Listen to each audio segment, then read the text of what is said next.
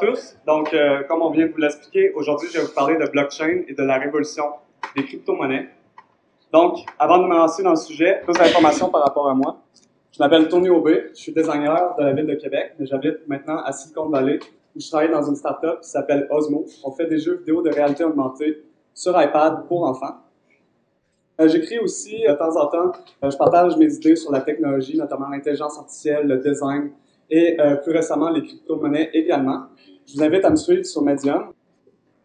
Donc, en 2017, ça a été vraiment l'explosion des crypto-monnaies. C'était un peu la folie. Tout le monde a un peu perdu la tête avec Bitcoin et les autres crypto-monnaies.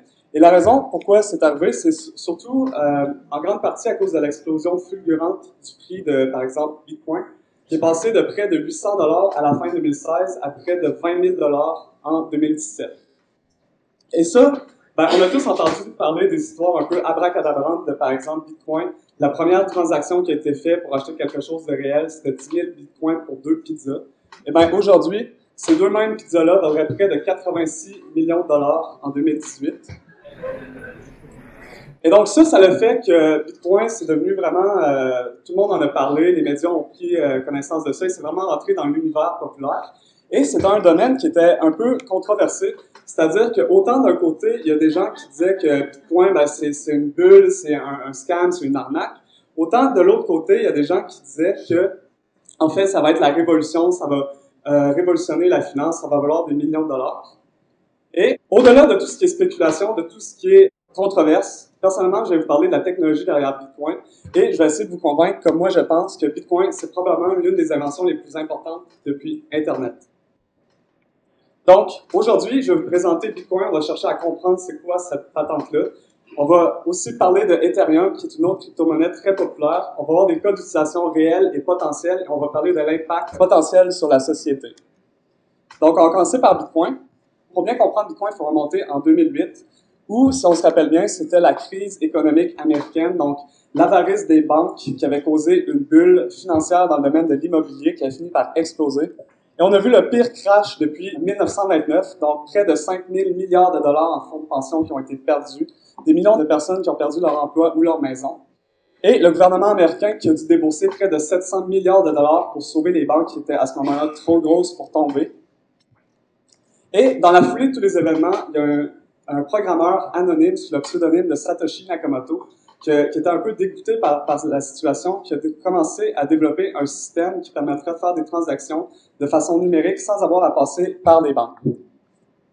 Donc, en 2008, Satoshi Nakamoto publie le white paper de Bitcoin qui va vraiment venir jeter les bases de toute la révolution des crypto-monnaies telle que je vais vous la présenter aujourd'hui. Avant Bitcoin, il y a eu plusieurs autres tentatives de création de monnaies digitales, dont notamment Hashcash, Eagle et P-Money. Et tous ces projets-là ont fini par planter d'une façon ou d'une autre, dont notamment Eagle, qui était la plus populaire, qui a été attaquée par tous les gouvernements et qui a été forcée de fermer. Et ça mène à la question, en fait, pourquoi est-ce que Bitcoin est toujours en existence 10 ans plus tard? Pourquoi est-ce qu'on en parle? Pourquoi est-ce qu'il y a autant de spéculation autour de cette invention-là? Et pour bien comprendre ça, il faut comprendre comment est-ce que ça fonctionne, Bitcoin. Donc, comprendre Bitcoin, c'est pas quelque chose de nécessairement facile. Je ne sais pas si vous êtes comme moi, vous avez écouté, tout le monde en parle il y a quelques semaines. Et il y avait un groupe d'experts qui était venu présenter Bitcoin et ça avait viré très rapidement en débat. Et au final, les gens n'avaient pas vraiment compris plus c'était quoi Bitcoin. Donc, mon objectif, c'est de faire un peu un meilleur travail que ça et de vraiment vous expliquer la technologie, comment ça fonctionne. Donc, s'il y a une seule chose que vous rappelez de ma présentation, ça devrait être ça. La révolution derrière Bitcoin, c'est que ça permet de créer des objets numériques qui sont uniques. C'est le plus important. Et qu'est-ce que je veux dire par là? C'est que, essentiellement, une des caractéristiques les plus importantes de l'informatique des ordinateurs, c'est la capacité à dupliquer l'information. Ce qu'on appelle faire du copier-coller. Par exemple, si j'envoie un courriel d'une personne à l'autre, ce courriel-là va quitter mon ordinateur et va arriver dans l'ordinateur de l'autre, mais je vais vraiment venir dupliquer le courriel. En fait, au final, les deux ordinateurs vont posséder la même copie du courriel. Et ça, c'est vraiment une caractéristique qui est propre à l'informatique. Donc, avant l'informatique, si j'envoyais une lettre, je l'écrivais à la main, je l'envoyais par la poste, la lettre, elle était partie, donc la lettre pouvait seulement exister à un seul endroit en même temps sur la Terre. La capacité à dupliquer l'information est excessivement pratique pour plusieurs domaines. Donc, par exemple, la communication, les films, quand on travaille sur des documents, c'est super, super pratique. Mais il y a d'autres domaines où c'est très peu désirable et l'argent, c'est un excellent exemple de ça. Par exemple, on s'imagine que j'ai un ami qui s'appelle Donald qui décide de créer sa propre monnaie numérique. On va l'appeler le Donald Coin. Et parce que c'est numérique, c'est juste des chiffres dans une base de données, donc il peut s'en donner autant qu'il veut, il peut s'en donner 1 million. Et après ça, il va venir vous voir et vous demander d'acheter votre voiture pour 1 million de Donald Coin. Ben, c'est sûr que vous allez refuser de lui vendre votre voiture parce que vous allez lui dire, en fait, ton argent vaut rien, tu peux juste en donner autant que tu veux et après, tu pourrais aller acheter la voiture de quelqu'un d'autre avec un autre million. Et ça, c'est un peu le paradoxe de l'argent numérique. C'est que pour qu'une chose ait de la valeur, il faut que ça soit rare et en quantité limitée. Et par défaut, les ordinateurs rendent tout ce qui est numérique infiniment accessible à tous. C'est le problème qu'on appelle le double spend dans le domaine de l'informatique. Et comment est-ce qu'on a fait pour régler cette problématique-là avec l'argent numérique? C'est qu'on a mis des institutions comme par exemple les banques ou PayPal en pouvoir.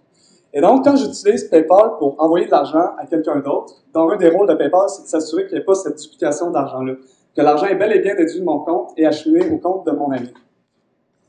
Donc ça a donné énormément de pouvoir à ces institutions bancaires-là, l'argent numérique, parce que comme on sait, 97% de l'argent sur la Terre en ce moment est numérique, donc elle n'existe pas de façon papier, mais elle est dans des bases de données, dans des ordinateurs.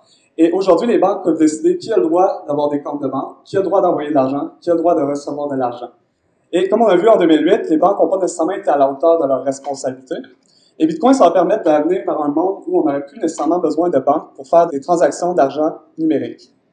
Donc, si j'envoie des bitcoins à un ami, c'est tout comme envoyer un courriel, mais essentiellement, de la manière que je le perçois en tant qu'utilisateur, c'est comme si le bitcoin avait quitté mon ordinateur et était rendu dans l'ordinateur de l'autre.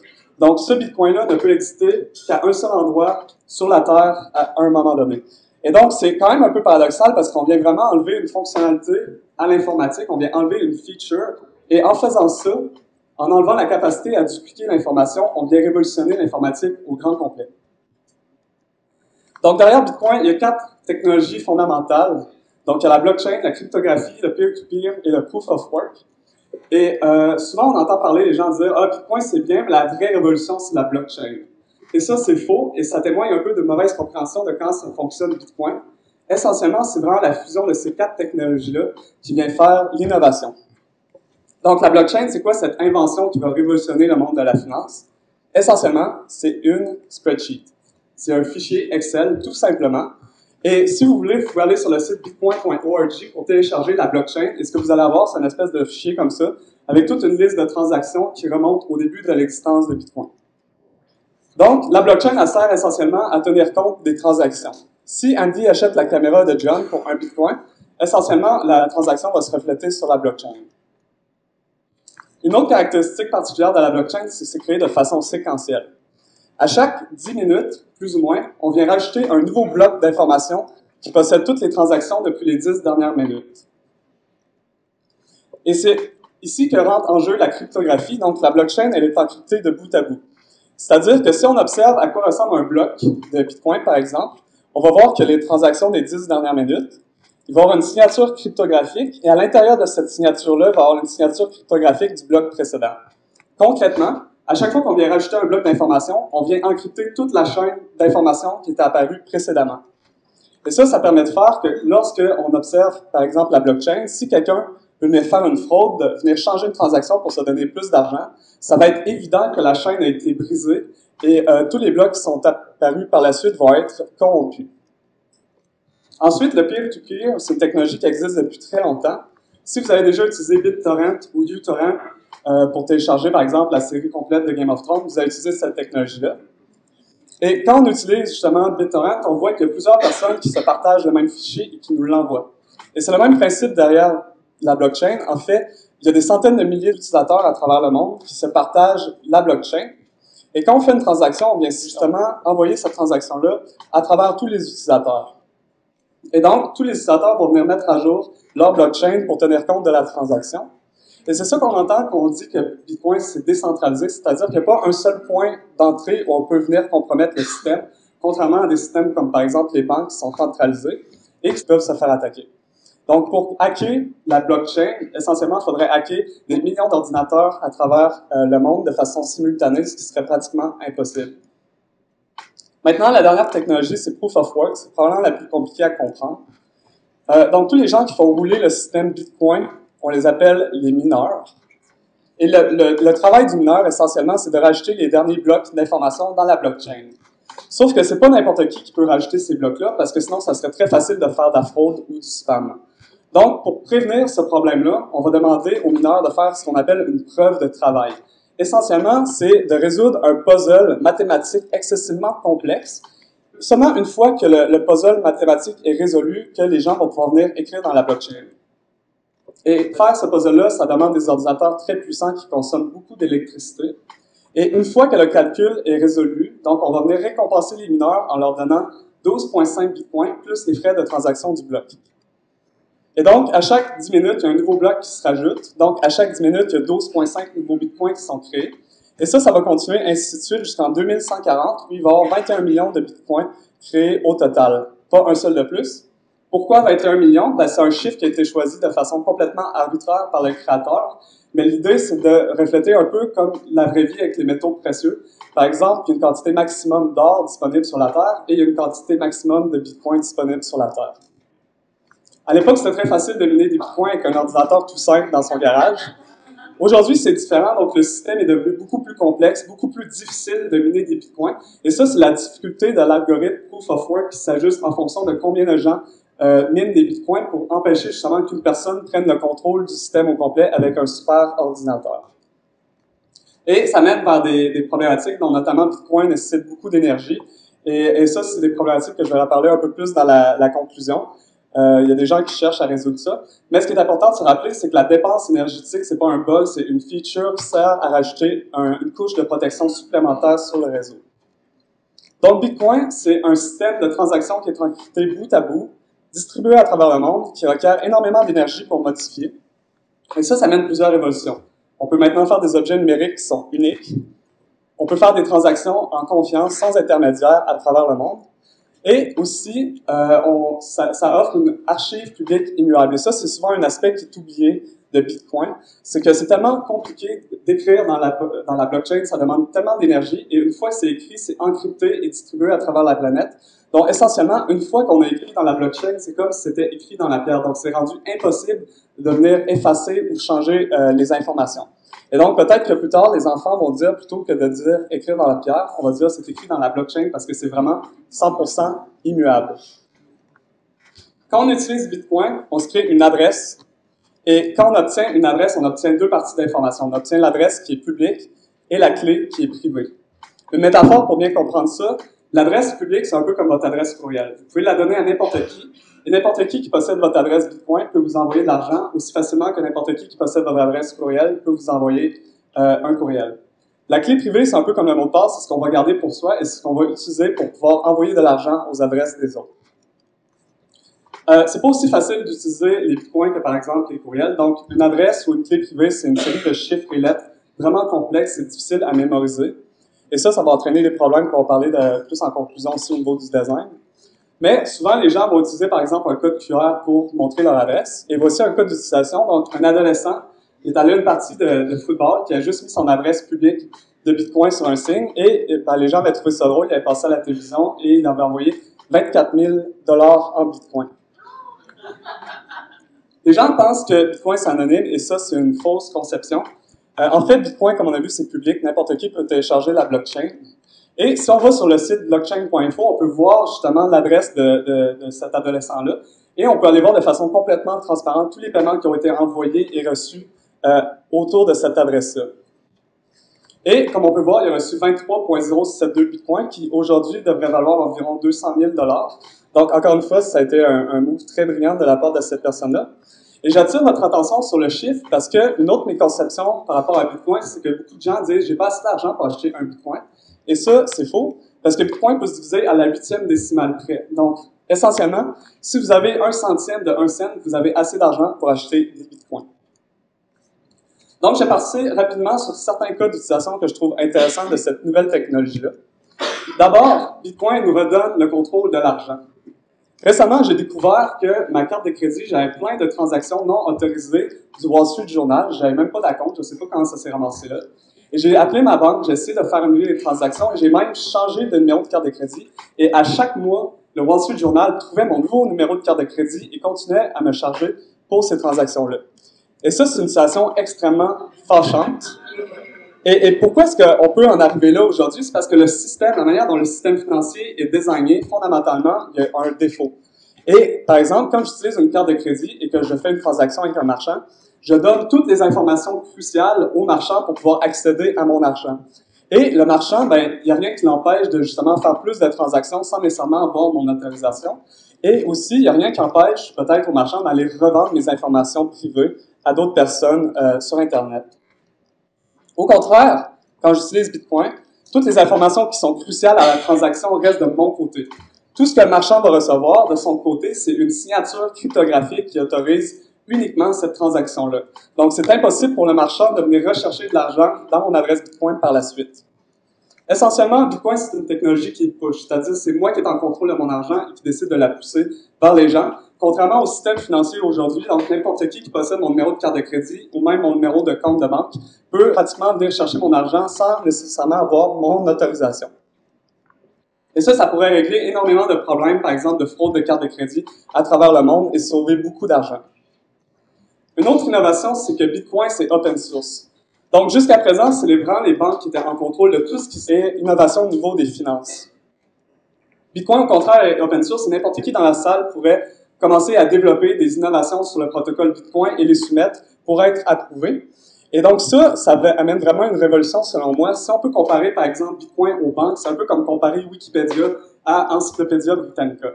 Wikipédia, c'est un peu cette innovation, cette invention folle qui n'aurait jamais dû fonctionner en pratique, mais qui fonctionne. Et c'est ouvert, c'est accessible à tous, n'importe qui peut contribuer. Et au final, ben, ça a complètement déclassé toutes les autres encyclopédies qui existaient auparavant. Et c'est un peu le même principe avec Bitcoin. Les gens s'attendent que parce que c'est ouvert, parce que n'importe qui peut innover sur Bitcoin, ben, ça devrait déclasser toutes les banques qui sont des entreprises privées. Une des innovations vraiment intéressantes, selon moi, qui a été faite sur Bitcoin parce que c'est open source, c'est le concept de phrase mnémonique. Qu'est-ce que c'est la phrase mnémonique? Essentiellement, ça vient transformer ma clé privée en une série de 12 mots du dictionnaire anglais. Et ça fait que c'est énormément plus facile à se rappeler, à mémoriser. Et essentiellement, même si vous perdez toutes vos preuves, tous vos papiers, tous vos documents d'identité, si vous vous rappelez de votre mot de passe de 12 mots, essentiellement, vous avez votre compte de banque dans votre cerveau. Et là, on a plusieurs cas d'utilisation. Donc, on peut penser, par exemple, aux gens en Syrie.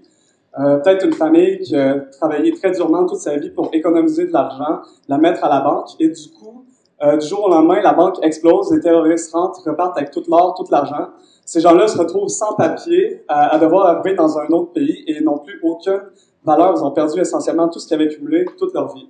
S'ils avaient utilisé Bitcoin avec le concept de phrase mnémonique, même s'ils perdent tout ce qu'ils ont, ils peuvent se retrouver dans un autre pays comme le Canada ou la France et simplement en mémorisant cette série de 12 mots-là, ils auraient toujours accès à leur argent.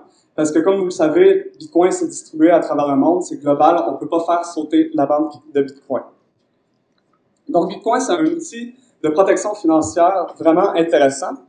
Et je ne sais pas si vous savez, mais personnellement, je suis trillionnaire. Donc, j'ai un billet ici sur moi de 100 trilliards de dollars du Zimbabwe. Et ça, je le garde dans mes poches, en fait, un peu pour me rappeler qu'est-ce qui se passe quand un gouvernement ou les institutions financières deviennent financièrement irresponsables. À l'époque, dans les années 80, $1 au Zimbabwe valait à peu près $1 américain. Éventuellement, le gouvernement américain scrappé l'économie et, dans un effort désespéré de sauver les choses, sont mis à imprimer énormément d'argent. Donc, on peut s'imaginer, encore une fois, la famille qui a travaillé très durement pour économiser peut-être 100 000 $, se sont vus du jour au lendemain que le gouvernement s'est mis à imprimer des billets de 100 trilliards de dollars et à les distribuer. Donc, ils ont perdu tout l'argent, toute la valeur qu'ils avaient accumulée pendant toute une vie de travail acharné. Et donc, par exemple, l'inflation au Zimbabwe en 2008, c'était de 231 millions % comparé à 2% ailleurs dans le monde. Et ça, le Zimbabwe, c'est peut-être le pire cas d'exemple, mais partout à travers le monde, on voit d'autres exemples justement de gouvernements qui sont un peu financièrement irresponsables. Et même ici, en Occident, on n'est pas nécessairement à l'abri de ça. Donc, par exemple, depuis la crise économique en 2008, le gouvernement américain est vraiment en mode on imprime de l'argent et ils ont essentiellement triplé la quantité totale de dollars US qui est disponible. Et ils ont réussi à contrôler l'inflation, mais il y a beaucoup de gens, justement, qui s'inquiètent de cette situation-là. Et Bitcoin, comme on le sait, ben Bitcoin, il y a 21 millions total de Bitcoin qui ne sont jamais créés. Et ça, c'est très intéressant pour les gens, par exemple, au Zimbabwe, parce que ça leur offre une porte de sortie numérique. Bitcoin, essentiellement, pour la première fois, les gouvernements n'ont plus le monopole pour l'argent. Bitcoin leur offre une compétition et ils ont beau mettre des frontières, mettre des murs pour empêcher les gens de sortir du pays. Tant que les gens ont accès à un téléphone intelligent et à l'Internet, ben, ils peuvent investir dans une économie compétitive. Et donc, ça offre une bonne balance de pouvoir contre justement les gouvernements corrompus parce que il y a personne qui va être en charge d'une économie que tout le monde a quittée. Donc, Bitcoin, je pourrais en parler pendant vraiment beaucoup de temps. Il y a énormément de choses à dire, mais je vais aussi parler de Ethereum, qui est un autre sujet très intéressant. Donc, Ethereum, c'est la deuxième crypto-monnaie la plus populaire. Si Bitcoin a été créé en 2008, Ethereum a été créé en 2015, et ça a été créé par un Canadien qui s'appelle Vitalik Buterin, et il a créé ça à l'âge de 19 ans. Donc, ce mec-là, c'est vraiment un génie absolu. Et Ethereum, c'est exactement comme Bitcoin. Donc, tout ce que j'ai dit par rapport à Bitcoin s'applique aussi à Ethereum, sauf que Ethereum vient rajouter une chose de plus. Ethereum, c'est Turing Complete. Qu'est-ce que ça veut dire? C'est que Ethereum peut faire rouler n'importe quel type de programme ou d'application sur sa blockchain. Si on compare Bitcoin et Ethereum, Bitcoin, c'est un peu comme une calculatrice qui permet seulement de faire des additions et des soustractions, alors que Ethereum permet de faire rouler n'importe quel type d'application comme un ordinateur. Et ça vient rajouter la quatrième révolution des crypto-monnaies, qui est en fait les smart contracts. Concrètement, un smart contract, c'est un peu comme une machine à gomme numérique.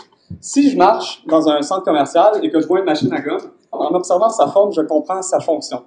Donc, je vois que je peux mettre 25 cents dans la machine, tourner la manivelle et au final, je vais recevoir une gomme. Des smart contracts, c'est exactement la même affaire, sauf en fonction numérique. Donc, plutôt que d'avoir des engrenages en métal, je vais avoir des lignes de code numériques. Et n'importe qui peut programmer un smart contract et venir la déposer sur la blockchain de Ethereum de façon publique. Un cas d'utilisation tout simple. Imaginez que vous avez un adolescent qui vient vous demander 20 $ pour, par exemple, aller au cinéma. Ben, qu'est-ce que vous pouvez faire? C'est mettre 0.05 ETH, qui est la monnaie du réseau Ethereum, sur un smart contract, ça vaut environ 20 $, et le smart contract va automatiquement rediriger l'argent vers votre adolescent, mais avec la condition que l'argent peut seulement être utilisé pour acheter des billets de cinéma et ne peut pas être utilisé pour acheter, par exemple, de la bière. Donc ça, c'est vraiment révolutionnaire parce que les smart contracts, ça permet l'innovation de rendre l'argent programmable. Pour la première fois, on peut programmer de l'argent. Et ça, c'est un cas d'exemple tout simple, mais on pourrait littéralement venir créer des applications complètes qui vivent sur la blockchain Ethereum, ce qu'on appelle des dApps, des applications décentralisées. En ce moment, il y en a plus de 600 sur le réseau Ethereum. Et éventuellement, on pourrait même voir des compagnies complètes qui sont transposées sur la blockchain, donc notamment Kickstarter. Donc, toutes les règles de fonctionnement de Kickstarter, de comment les gens cumulent leur argent ensemble et si le montant est atteint, c'est redistribué. Tout ça, ça pourrait être transposé de façon complètement décentralisée, sans aucune compagnie en contrôle, sur la blockchain. Donc, je reviens à cette slide-là parce qu'elle est vraiment importante selon moi. Je ne sais pas si vous avez remarqué, mais à un certain moment donné, dans la transaction, le logiciel possède son argent. Et ça, c'est vraiment une autre innovation que les crypto-monnaies amènent. C'est en fait, les crypto-monnaies se fichent que vous soyez un être humain ou un ordinateur. Essentiellement, avec les crypto-monnaies, les ordinateurs, pour la première fois depuis le début de l'histoire de l'humanité, peuvent avoir et gérer leur propre compte de banque de façon complètement autonome. Et ça mène des concepts assez fous, dont notamment le DAO, donc une organisation décentralisée, autonome, dotée d'intelligence artificielle qui peut gérer sa propre argent. Qu'est-ce qui se passe, par exemple, si on fusionne trois technologies révolutionnaires telles que la blockchain, l'intelligence artificielle et les self-driving cars? On pourrait avoir essentiellement un self-owning car, c'est-à-dire une voiture intelligente qui possède son propre compte de banque et qui se promène sur la route de façon complètement autonome, qui offre un service comme Uber. Les gens peuvent rentrer dans la voiture, faire un trajet, et au final, ils vont payer la voiture avec peut-être des crypto-monnaies comme des Ethereum. Et la voiture, elle travaille 24/7 toute la journée, elle cumule son argent, et au final, elle peut réutiliser son argent pour, par exemple, rembourser la compagnie qui l'a produit, donc rembourser Toyota, payer son gaz, son électricité, l'entretien, les frais de réparation, etc. Et donc là, on peut s'imaginer qu'on pourrait mettre plein de voitures comme ça sur la route, et essentiellement, on aurait pour la première fois des ordinateurs dotés d'intelligence artificielle qui pourraient participer à l'économie globale, qui pourraient se faire la compétition. Peut-être qu'une voiture n'est pas nécessairement très bonne, elle va finir par faire faillite, on va la ramener à l'usine, on va la reprogrammer, on va la remettre sur la route, et peut-être que la voiture qui fonctionne vraiment bien, on pourrait multiplier son algorithme et la partager aux autres voitures. Essentiellement, la blockchain, c'est peut-être un des éléments manquants qui permettrait à l'intelligence artificielle de pouvoir sortir un peu de son carcan d'ordinateur et d'aller participer dans l'économie globale de la même façon que les êtres humains le font aujourd'hui. Un autre exemple, tout rapidement, on pourrait aussi avoir une organisation charitaire autonome, encore une fois, qui possède de l'intelligence artificielle et son propre compte de banque. N'importe qui pourra envoyer des fonds à l'organisation et l'organisation, l'intelligence artificielle surveille par exemple Facebook, Twitter, les nouvelles pour voir si par exemple il y a un tremblement de terre au Japon. Et s'il y a assez de bruit de personnes qui en parlent, donc elle va décider de façon complètement autonome d'envoyer l'argent aux gens dans le besoin directement à leur adresse Ethereum. Donc ça, c'est vraiment révolutionnaire parce que essentiellement, ce serait la première organisation qui n'aurait aucun salaire à payer. Donc, 100% des fonds iraient directement dans les poches de ceux qui sont dans le besoin. Et comme on sait, la blockchain, c'est transparent, donc n'importe qui pourra aller voir le compte de banque de cette organisation-là et voir carrément d'où l'argent provient et vers où l'argent se retrouve. Petite prédiction pour vous, d'ici les 20 prochaines années, il va probablement avoir une organisation, une compagnie dans la liste Fortune 500 qui ne sera pas gérée par aucun être humain, mais qui va être gérée par de l'intelligence artificielle. Et ça m'amène à parler de FedCoin. FedCoin, c'est le concept, en fait, d'une crypto-monnaie qui serait créée, par exemple, par le gouvernement américain ou par le gouvernement canadien. Et si on pense qu'on peut programmer de l'argent, ça serait vraiment révolutionnaire sur le plan gouvernemental parce qu'on pense tout ce qui est impôts, taxes, taux d'intérêt pourrait être directement programmé dans l'argent national. Pour la première fois, on n'aurait plus besoin de faire nos rapports d'impôts à la fin de l'année, parce qu'à chaque fois qu'on fait les transactions, tout se calcule directement par des smart contracts, par des lignes de code. Et ça, on peut s'imaginer aussi parce que la blockchain est 100% transparente, donc on pourra avoir pour la première fois un gouvernement qui est 100% transparent. Par exemple, si le gouvernement promet d'investir 20% dans l'éducation, plutôt que juste de faire des paroles en l'air, il pourrait littéralement les programmer dans la blockchain. Et aussitôt que l'argent rentre dans les coffres du gouvernement, n'importe qui pourra aller voir, elle serait automatiquement redistribuée à l'adresse, par exemple, du gouvernement en éducation. Donc, autant c'est révolutionnaire, cette idée-là de crypto-monnaie sur le plan gouvernemental, autant ça fait extrêmement peur aussi. Parce que, imaginez le cas suivant. Si je vais à la banque et j'emprunte 1 million de dollars, et ensuite, j'utilise cet argent-là pour m'acheter des bitcoins, et je fais un peu le même concept avec la clé mnémonique, j'efface toutes les preuves de ma clé privée, je fais juste garder le mot de passe dans ma tête, et je retourne voir la banque, je dis « Ah, je fais faillite ». Essentiellement, la banque, elle peut rien faire. L'argent, les bitcoins, c'est au-dessus du pouvoir des gouvernements, c'est au-dessus du pouvoir des banques.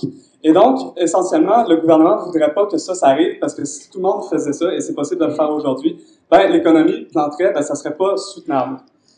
Et donc, le gouvernement voudrait essentiellement, éventuellement, créer une crypto-monnaie, mais aussi en même temps se donner une clé d'accès, donc une clé en backdoor, qui leur permettrait d'avoir le contrôle absolu sur l'argent pour venir, par exemple, saisir ou geler des fonds.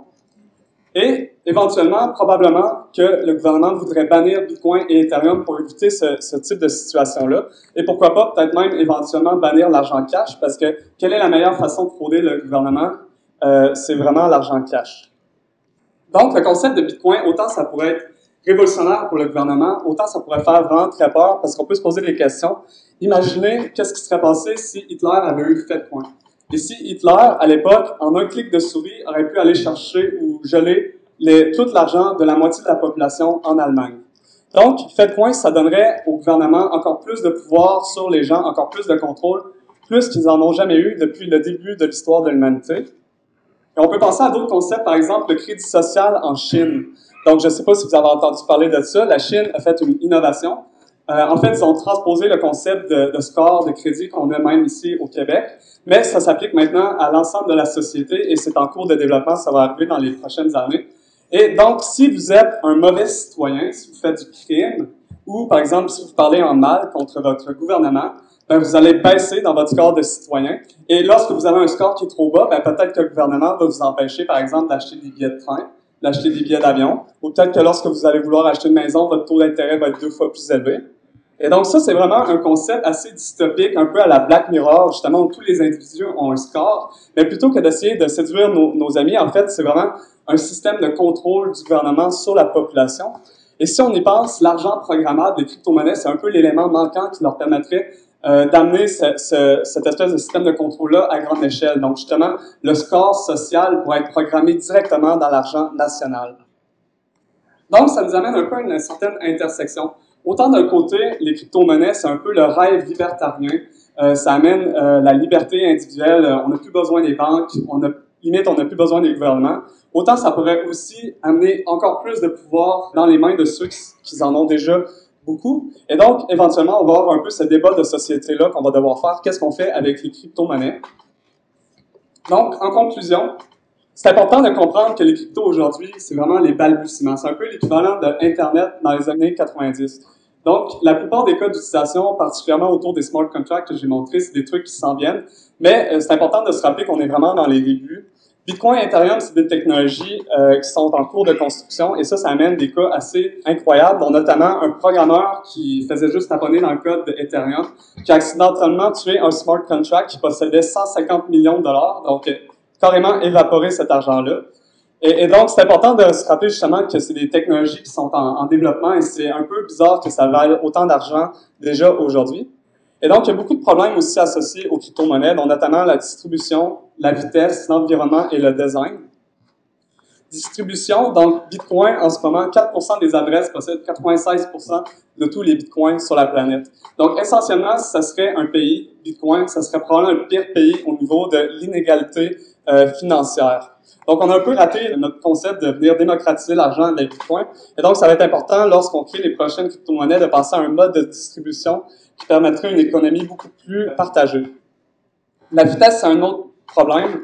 Donc, il y a beaucoup de gens qui rient de Bitcoin, de la blockchain, disent que c'est juste un fichier Excel vraiment lent. Et ces gens-là ont quand même raison, parce que tous les systèmes qu'on a mis autour de Bitcoin, justement, pour permettre des transactions décentralisées, sans banque, ben, ça ralentit énormément le système. Et contrairement à Visa, qui peut faire 24 000 transactions par seconde, Bitcoin et Ethereum peuvent seulement en faire peut-être une vingtaine en moyenne. Donc, au niveau de l'environnement aussi, c'est problématique, comme j'en ai parlé au début. Bitcoin consomme en ce moment autant d'énergie par année qu'un pays comme la Serbie ou le Danemark. Et ça, c'est en grande partie à cause de l'algorithme Proof of Work qui demande énormément d'électricité. Mais il y a d'autres technologies qui sont en cours de développement, dont notamment Ethereum avec Proof of Stake, qui devraient justement demander beaucoup moins d'énergie, qui sont en cours de développement. Au niveau du design, c'est un autre problème majeur. Donc, la crypto-monnaie, c'est vraiment impitoyable. Vous en avez probablement entendu parler. Par exemple, si tu oublies ta clé privée ou si quelqu'un d'autre la trouve, ou si tu envoies tes coins à une mauvaise adresse, donc on a vu à quel point c'est compliqué l'adresse, vous faites juste inverser un chiffre ou une lettre, votre argent est probablement perdu à tout jamais. Et donc, il n'y a pas de bouton « j'ai oublié mon mot de passe », il n'y a pas de bouton « oups, annuler la transaction » et il n'y a pas de service à la clientèle sur Bitcoin, sur la blockchain.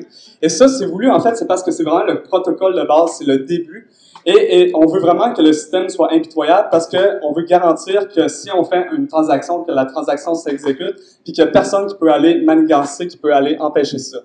Mais en même temps, ça amène beaucoup de problèmes. Donc, je vois énormément de gens qui se lancent dans la crypto-monnaie, qui font des erreurs de débutants comme envoyer de l'argent d'une adresse Bitcoin à une adresse Ethereum et l'argent est perdu à tout jamais. Donc, c'est un peu dommage.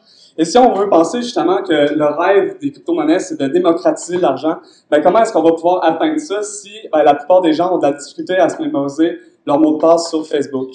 Donc, il y a énormément de chemin encore à faire avant d'arriver à tous les exemples que j'ai montrés, par exemple la voiture autonome.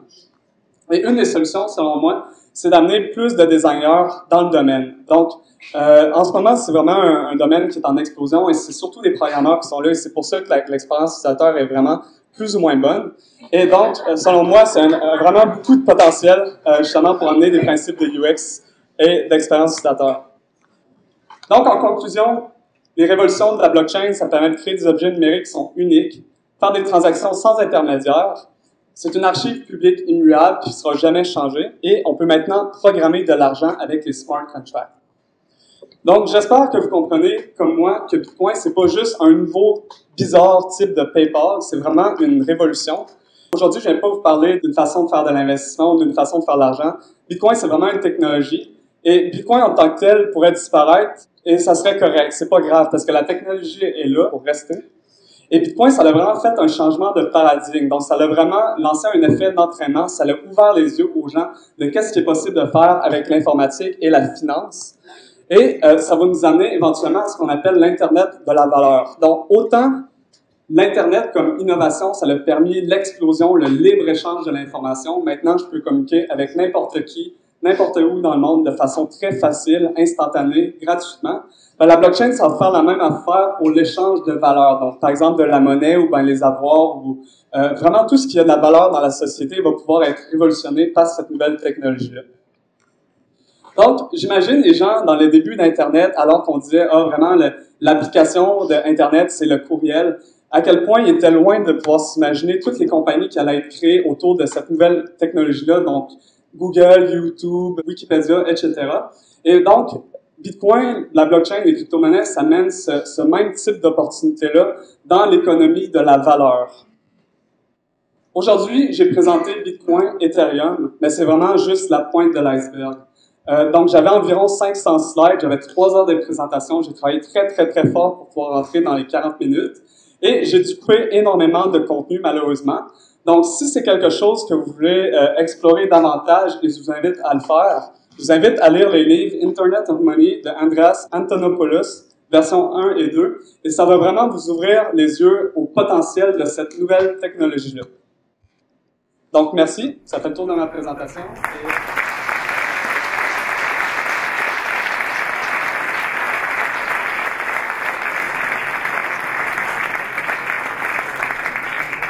Merci beaucoup, Tony. Est-ce qu'il y a les questions?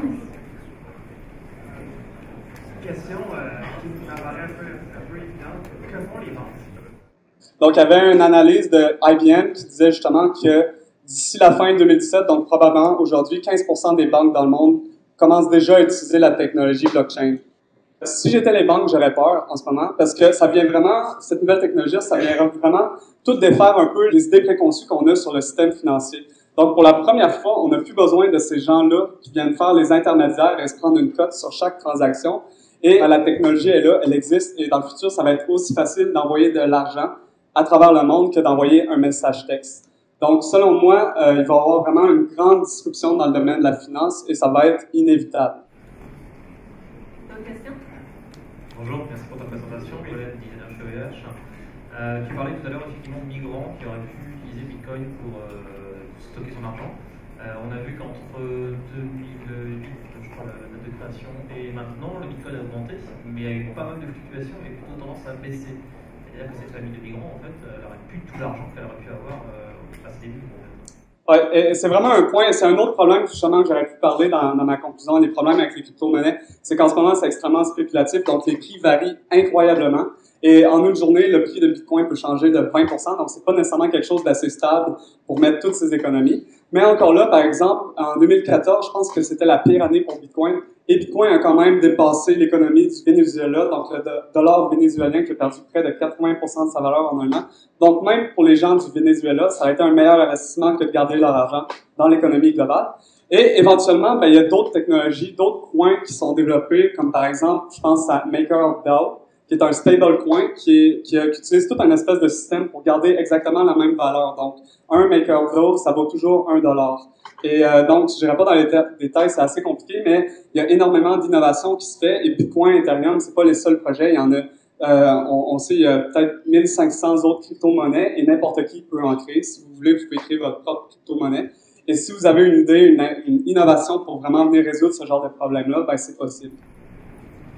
Il n'y a pas justement un paradoxe entre la possibilité que chacun crée sa propre monnaie, comme il va y avoir des indépendantistes québécois qui disent on va créer la Q-Coin, et le fait qu'un Bitcoin ou un Ethereum te permet d'avoir une monnaie universelle où il n'y a plus de problème de taux de change.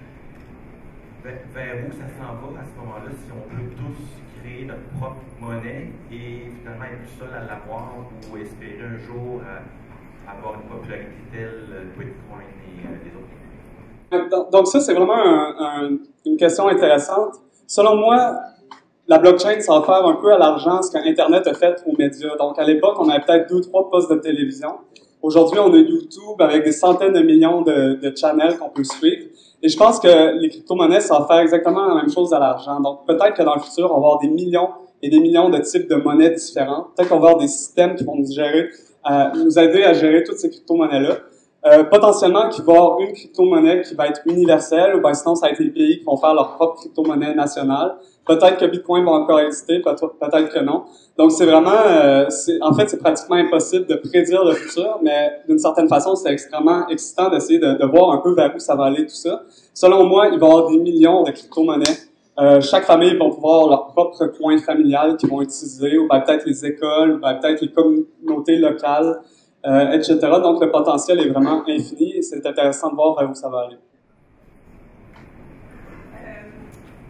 Dans notre système actuel, il existe le blanchiment d'argent et les paradis fiscaux. Quand on arrive à la technologie blockchain, est-ce que c'est plus facilitant pour le crime organisé? Est-ce que ça l'est moins? Qu'est-ce qu'il y en a parce qu'on en entend beaucoup parler? C'est quoi le niveau de sécurité, mais sachant que notre système est très sécuritaire? Bonne question, excellente question. C'est à la fois plus facile et à la fois beaucoup plus difficile. Donc, si on passe à Bitcoin, c'est incroyablement plus difficile de faire du blanchiment d'argent parce que aussitôt que le gouvernement est capable de connaître une de vos adresses Bitcoin, ils sont capables de retracer toutes les transactions que vous avez jamais faites sur le réseau à toutes les autres adresses auxquelles vous avez envoyé des coins. Mais en même temps, ça fait un peu peur aussi sur le plan justement du contrôle gouvernemental et il y a des gens qui cherchent à amener un peu comme l'argent papier, c'est difficile à tracer, ils cherchent à amener le même principe dans les crypto-monnaies. Donc, il y a beaucoup de coins qu'on appelle des privacy coins, que à chaque fois qu'on fait des transactions, le fil de transaction est perdu à chaque fois. Donc, autant si on utilise des privacy coins, ça va être extrêmement difficile pour le gouvernement de justement empêcher la fraude. Les privacy coins, ça va venir disrupter des économies comme par exemple les îles Caïmans et les paradis fiscaux. Donc toute cette industrie-là va probablement être aussi bouleversée par les crypto-monnaies. En même temps, c'est un peu, ça fait peur pour les gouvernements, mais en même temps, si on pense qu'il y aurait une crypto-monnaie nationale, donc ça serait extrêmement facile pour les gouvernements justement d'empêcher la fraude, d'empêcher le blanchiment d'argent et de garder un œil sur toutes les transactions. Donc c'est vraiment une question difficile à répondre. Est-ce qu'on veut plus de contrôle, plus de transparence ou moins de contrôle, moins de transparence, mais plus de privacy, de vie privée? Donc c'est une question justement qui est très, très, très forte dans le domaine des crypto-monnaies en ce moment. Ok, merci beaucoup tout le monde. Merci beaucoup, Sonia.